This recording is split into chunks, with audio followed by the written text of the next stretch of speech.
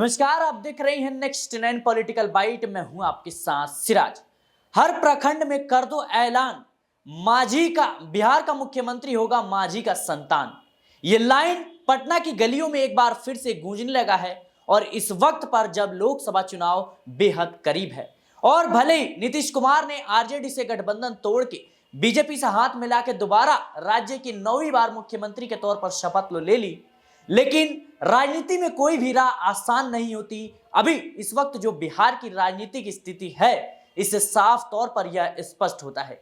एक बार फिर से मांझी के बेटे को सीएम बनाने की मांग को लेकर पटना की गलियों में तमाम तरह के नारे गूंजने लगे हैं, पोस्टर्स पर दिखने लगे हैं कि मांझी का बेटा होगा बिहार का मुख्यमंत्री। मेरे साथ इस मुद्दे पर बात करने के लिए अमन सर मौजूद है। सर, आपका बहुत बहुत स्वागत है। जिस तरीके से हम देख रहे हैं कि लगातार इस बात की मांग उठ रही है कि मांझी के जो बेटे हैं वो बिहार के अगले मुख्यमंत्री के तौर पर देखे जाएं।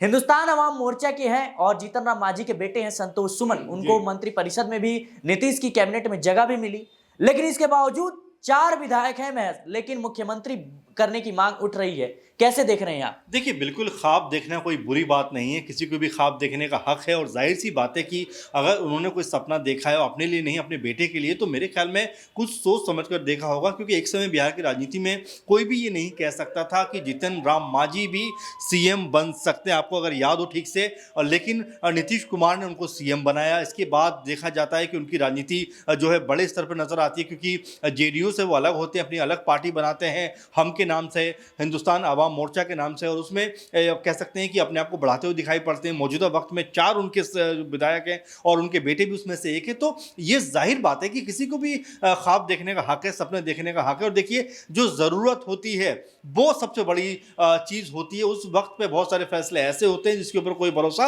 नहीं कर पाता। दरअसल आप अगर झारखंड का एग्जाम्पल लें तो वहाँ पर निर्दलीय विधायक रहे मधु कोड़ा को एक तरीके से सीएम की पोजीशन दी जाती है, जिससे आप ये समझ सकते हैं कि किस तरह से जो ज़रूरत होती है उसके ऊपर इम्प्लीमेंट किया जाता है। क्योंकि आप ये सोच भी नहीं सकते कि एक निर्दलीय विधायक को भी आप सीएम के पद पर देख सकते हो। तो यहाँ पर अगर ज़रूरी हुआ, ज़रूरत हुई, तो क्यों नहीं सब कोई मुख्यमंत्री बड़े पदों पर बैठ सकते हैं। आप अगर देखें, कुछ दिनों पहले की बात है कि मांझी ये बात कहते हुए नजर आए थे कि इंडिया गठबंधन की तरफ से उनको ये बात कही गई है कि भाई जो आप अगर हमारी तरफ आते हैं तो हम आपको मुख्यमंत्री बना देंगे। तो इसमें कोई हैरानी की बात नहीं है। और दूसरी बात ये भी है सिराज की, अगर आप देखें कि मांझी लगातार बीजेपी से खफा भी हैं, जेडीयू से खफा भी हैं। वो ये बात कहते हैं कि हमें हर बार एससी एसटी का मंत्रालय पकड़ा देते हैं, हम कैसी महकमे के लिए काम करने के लिए बने हुए, हमें बड़े मंत्रालय दीजिए, हम उसमें भी काम करेंगे। और सिर्फ एक क्यों, हमें आप 2-3 मंत्रालय दीजिए ताकि हम साबित कर सकें कि हम भी बेहतर काम कर सकते हैं। तो ये जो चाह उनकी है, ख्वाहिश उनकी है बिहार को आगे बढ़ाने की, जो वो बात करते हैं, तो वाकई आने वाले दिनों में हो सकता है कि जब 2025 में चुनाव होंगे, अगर मान लीजिए उनकी 15 से 20 सीटें आ जाती हैं और इसी को देखते हुए अगर उनकी ज़रूरत किसी पार्टी को पड़ती है और ये कहते हैं कि भाई मैं आऊँगा लेकिन मैं सीएम बनूंगा तब तो मैं आऊँगा। अब नीतीश कुमार को आप देखिए, जो दोनों बड़े दल हैं, यानी कि जो आरजेडी है और बीजेपी है, उनके बावजूद 43 विधायकों वाले नीतीश कुमार को जो है मुख्यमंत्री बनाया जाता है। तो इसको आप जरूर देखिए कि जरूरत के वक्त किस तरह की चीजें। क्या बिहार की राजनीति जो है इस वक्त एक दूसरे के भरोसे, एक दूसरे के सहारे और मजबूरियों के तौर पर चल रही है? क्योंकि सिर्फ 4 विधायक हैं जीतन राम मांझी हिंदुस्तान अवाम मोर्चा पार्टी के, और इसमें उन्हें 2 विभाग भी दिए गए हैं, एक मंत्री भी है, और साथ में कहीं ना कहीं उनकी ज्योति मांझी हैं, उनकी समधन, वो भी मंत्रालय की मांग कर रही थी। जीतन राम मांझी भी लगातार मंत्रालय की मांग कर रहे हैं। तो क्या वो इस बात को समझते हैं कि आने वाले समय में हिंदुस्तान अवाम मोर्चा उतने प्रभावी ढंग से हावी नहीं है बिहार की जनता पर? तो यही एक मौका है।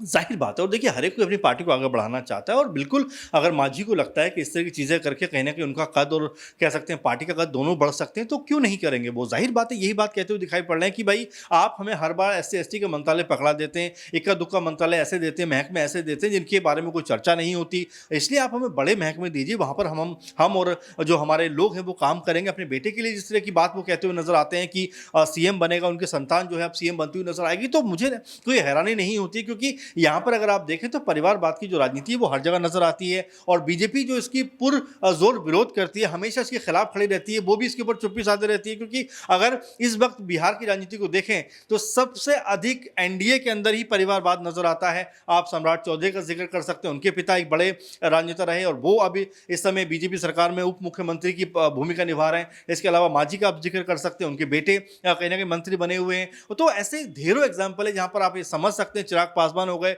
पशुपति पारस हो गए, ये सब जो परिवारवाद को लेकर तो आगे बढ़ रहे हैं। तो कुल मिलाकर बीजेपी जो कहती है वो करती नहीं है, और यही वजह है कि मांझी अभी से अपनी जो कोई कह सकते हैं कि रास्ता है उसको चुनने के लिए सोच रहे हैं, ताकि आने वाले दिनों में अगर उनको लगे कि इंडिया गठबंधन की तरफ रुख किया जा सकता है तो वो अपने लिए एक रास्ता बनाकर रख रहे हैं। जीतन राम मांझी कह सकते हैं एनडीए गठबंधन और बीजेपी और नीतीश कुमार के लिए क्या एक बड़ी चुनौती हो सकती है?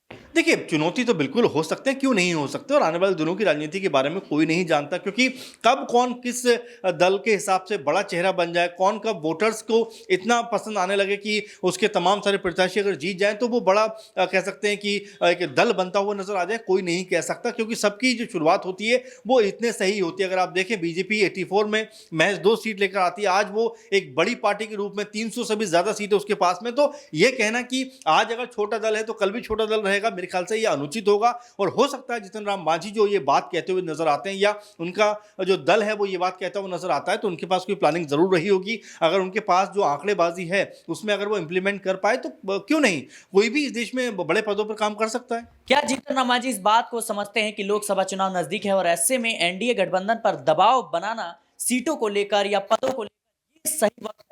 जिस तरीके से अभी तेजस्वी यादव भी कह सकते हैं मौके पर चौका मार सकते हैं। देखिए, बिल्कुल सही वक्त है। और देखिए, जब ज़रूरत होती है, मैं आपसे वही शुरू में कह रहा था कि जब ज़रूरत होती है, ज़रूरी होता है, तब आपको बुलाया जाता है। अब देखिए, मांझी को बुलाया गया कि भाई आप हमारे साथ रहिए, क्योंकि बीजेपी को ज़रूरत है। और ज़रूरत के समय अगर मांझी उनके साथ में खड़े हैं तो वो भी तो चाहेंगे कि मुझे भी तो कुछ मिलना चाहिए। तो ऐसे में हो सकता है लोकसभा की आपने जिक्र किया, आने वाले दिनों में लोकसभा के जब सीटें बंटने का सिलसिला शुरू होगा, अगर मान लीजिए उसमें मांझी को 1 सीट दी गई या नहीं भी दी गई, तो क्या मांझी एनडीए में रहना चाहेंगे? बिल्कुल बगावत करेंगे। तो अभी राजनीति के कई पहलू निकल कर सामने आने बाकी है, इसीलिए लगातार मांझी ऐसा माहौल बना रहे हैं कि एनडीए की तरफ से उनको ज्यादा सीटें ऑफर की जाए। अगर नहीं की जाती हैं तो फिर वो इंडिया गठबंधन की तरफ भी जा सकते हैं। जैसा उन्होंने पहले भी कहा कि मुझे तो खुलेआम सीएम बनने का ऑफर दिया गया था, लेकिन मैं मोदी जी के नाम पर और बीजेपी के नाम पर उनके साथ जुड़ा हुआ हूं, क्योंकि मैं उनके